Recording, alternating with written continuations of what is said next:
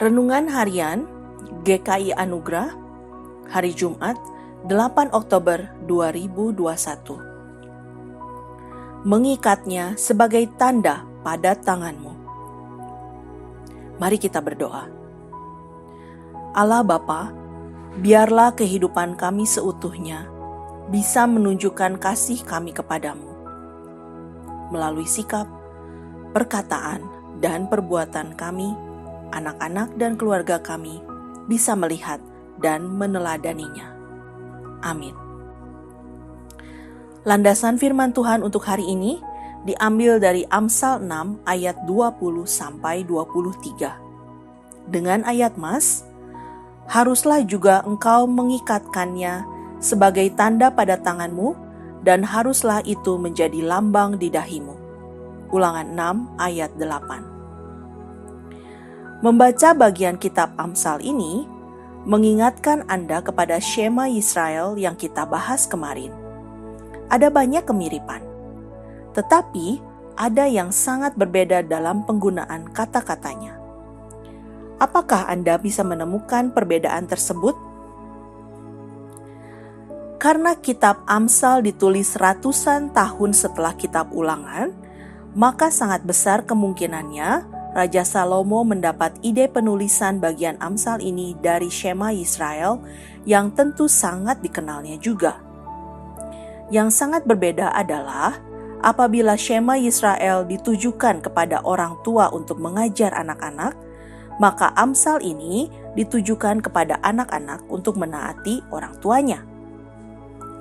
Dalam Amsal 6 ayat 20, kita kembali bisa melihat pentingnya kesatuan ayah dan ibu yang digambarkan dengan sangat puitis. Peliharalah perintah ayahmu dan janganlah menyia-nyiakan ajaran ibumu. Bagaimana cara memelihara ajaran orang tua? Dengan menambatkannya selalu dalam hati anak dan mengalungkannya pada leher anak. Suatu gambaran untuk mengingat dan mempraktikkan ajaran tersebut. Namun, sebelum ajaran ini bisa ditambatkan dalam hati anak, ada proses yang perlu dilakukan oleh orang tua. Dan hal ini sudah juga diajarkan dalam Shema Yisrael. Selain orang tua perlu membicarakannya ketika duduk, berjalan, berbaring, ataupun bangun. Perlu juga untuk mengikatnya sebagai tanda pada tanganmu.